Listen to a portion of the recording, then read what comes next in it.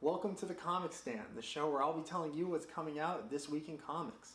In Marvel this week, we're going to be looking at all the comics that are coming out that have to do with the Monsters universe and the Xmen vs. Inhumans tie-in. We also have some good stories from the Unstoppable Wasp to Gwenpool. This episode is going to be focusing on Wednesday, February 1st, 2017. X-Men #1 Monsters Unleashed. This X-Men tie-in to the Monsters Unleashed event. It looks like the X-Men will have to pull themselves away from the Inhumans to fight the monsters popping up all over the world. While the X-Men are joining this Mardi Gras event in New Orleans, Wolverine does an investigation on the bayou. Plus, Gambit will be involved, and everybody loves Gambit. This is just like every other Monsters Unleashed event. There are going to be giant monsters. The X-Men are going to have to pull themselves away. Big battles, lots of it fighting, not much in way of plot. It'll be a fun pull away from all the other event fatigue we have. All new X-Men, number 18. And we're back to the Inhuman vs. X-Men tie-in. Like the other X-Men, Cyclops has to bear the weight of his predecessor's sins, having come to grips with the truth that the adult Cyclops tried to destroy the entire Inhuman race. If you want to read other Inhuman X-Men tie-ins, number 16 is a good issue. It follows the Iceman Bobby Drake. This seems to be a good story. It's going over the morality of the younger X-Men. And these don't really involve the older X-Men. They don't have much to do with the actual event themselves, but they're a good distraction showing how this event is affecting all of the new superheroes. Avengers #4. This is the beginning of the Kang War 4, the fourth Kang War apparently. The Avengers were able to stop Kang the Conqueror, keeping the baby version of Kang safe, hidden in the time stream. Kang is a super villain that can travel throughout the time stream and attack the superheroes at any point. Right now, all of the Avengers are hiding within the time stream itself, hiding from Kang, while Kang brings his generals together to mount a counterattack in this coming Kang War. Bullseye #1. Part 1 of the Colombian Connection. Daredevil's deadly nemesis is getting his own 5-part miniseries. This story is going into Bullseye's life following his adventures down in South America. There really wasn't much on this, so we don't have much to go off of, except for the fact that in the preview issue, it seems like Bullseye is attacking all of the drug cartels. We don't know if this is for a bounty, if this is for revenge, or maybe he just wants to have some fun. I think this will be a good little side adventure. It'll be a good read if you just want to watch some evil side of a story with no morals attached to this character. Champions #5. So the Champions have put out a call to all heroes, or anybody that wants to be a hero, in their last issue. And who showed up but Gwenpool? Gwenpool's come running in, followed by explosions. Trying to join the Champions, Gwenpool uncovered a plot to control a town through a substance in the air. That's what's going on in this issue. Right now, Gwenpool meeting with the old characters like Miss Marvel and Miles Morales. She knows them from the past, does not have the best rapport with them. I'm excited about how she'll shake these up with her morality being twisted and the fact that she sees all of these people as side characters and their deaths don't really matter, while these younger people are worried about every death and they want to save everybody. I'm personally a fan of Gwenpool, and if you want to jump in right now, this is a good issue to jump in. This is the beginning of a new arc. February is here, and with February on its way, it looks like Valentine's right around the corner. And who's getting his own Valentine's Day episode? Then Deadpool. In Deadpool #26. Deadpool's Valentine's Day adventure, the heart-shaped box. Right now he's having marriage trouble, he's having finance troubles, and he was kicked off the Avengers. Life isn't going so good for our Merc with the mouth, but luckily somebody sent him a present, which was a heart inside of a heart-shaped box. Now Deadpool has to find out who sent him this human heart. Was it his old nemesis Madcap, or was it some new villain? We don't know. This one is a spin-off one-off, so you can read this one as like a little, hey, just a fun for show thing, or you can pick it up on the next issue. You don't have to back read to really find out what's going on in Deadpool. Deadpool and Mercs for the Money #8. So this issue is an Inhumans vs. X-Men tie-in. With the war between the Inhumans and the X-Men coming to a head, Negasonic Teenage Warhead uses her powers to change the cloud so it's no longer harmful to mutants or humans, and everybody thinks everything's going to be okay. 5 years have passed, and right now the Inhumans are all but destroyed. The X-Men are also all but destroyed as well because of the Inhumans fighting back. Deadpool has to come to Negasonic Teenage Warhead and convince her to use her time-altering powers to go back in time and change the Cloud back to the way it is. This tie-in arc is not going to be directly affecting the X-Men versus Inhumans. It's like an alternate reality, alternate future story. So probably the only ones affected by this tie-in will be Negasonic Teenage Warhead and Deadpool. They'll probably be the only ones remembering it. If you want to get on this story, you're going to have to go back to Deadpool and Mercs for Money number 7. That's where they start this story. Gwenpool, number 11. So Gwenpool has been tossed into the Marvel Universe from the real world with nothing but her knowledge of comic books and no skills, no superpowers. She joined the Merc organization MODOK that has been dismantled, and her ghost friend Cecil left her to haunt his family or something. We didn't really get much on that. Now that she is alone, she's just taking jobs to pass the time. She finds a nice, friendly job in a village swarmed by vampires. This piques her interest, and we'll have to find out how she tackles this vampire menace. I personally like Gwenpool, so I'm going to be picking up this story and reading it. It's a good start jumping off point. You don't have to read anything behind it. If you do want to read her origins, you'll have to read Gwenpool 1 through 5 and maybe up to 10.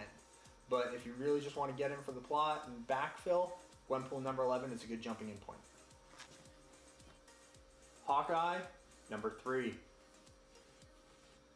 This story does not follow Clint Barton, everyone's favorite Hawkeye from the Marvel Cinematic Universe, but rather a new hero to pick up the Hawkeye mantle, Kate Bishop. Currently, she's serving as a private investigator in California. She stumbled onto a masked cult in Venice Beach. This is the third part of her first arc for Hawkeye, so if you want to get on this, you're going to have to get on number 1. If you're tired of all the big explosions and superhuman fights with giant monsters and huge stakes, you just want a down-to-earth, street-level story, this one's for you. It's got a lot of comedy, a lot of humor. It's also really dramatic. The art style is great. I like it. I'm going to keep reading this issue. Karnak, number 6. This is the last issue of a 6-part story spanning since 2015. Karnak the Inhuman, who can see the flaw in all things, has fought out of the afterlife and is now working as a magister for the Tower of Wisdom. He is working with Phil Coulson and S.H.I.E.L.D. to rescue a boy who can stop the apocalypse. The series started in October 2015, so if you want to pick up this story, you're going to have to do it digitally or you're going to have to dig through boxes at your comic book shop if you want to go back and read it. They're jumping every 3 months with this arc. The story was a little discontinued because they're having to try and tie it in. If you like the Inhumans, you want to read Karnak, it's a good read. If you're not really into it and you want to pick up a new story, I can't recommend this for you. Monsters Unleashed, number 2.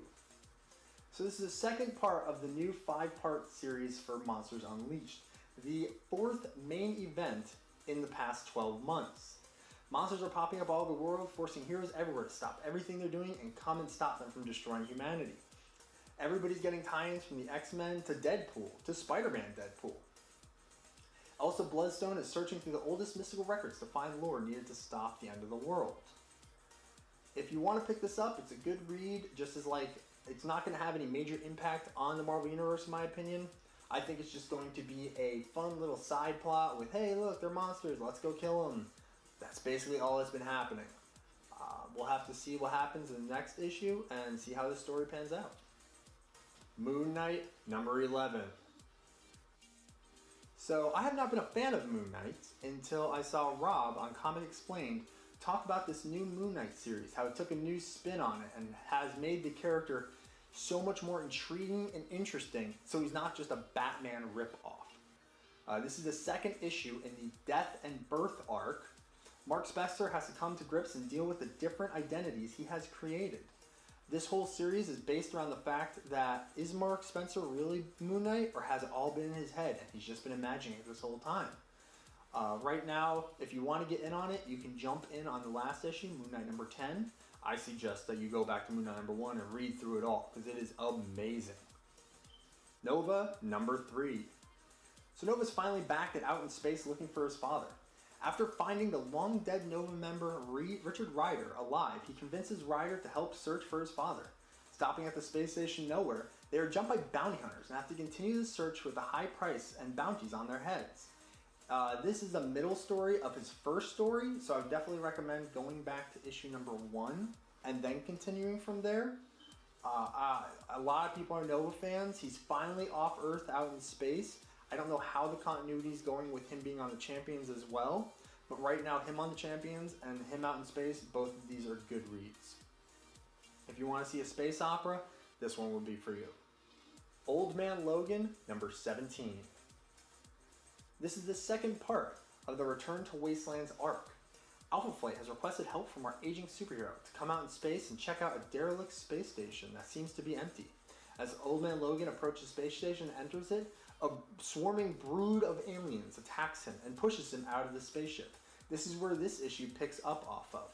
It's going to be like all of the other Old Man Logan stories where it's constantly flashing back to his old time in the Wastelands in the future to now, facing off with reality.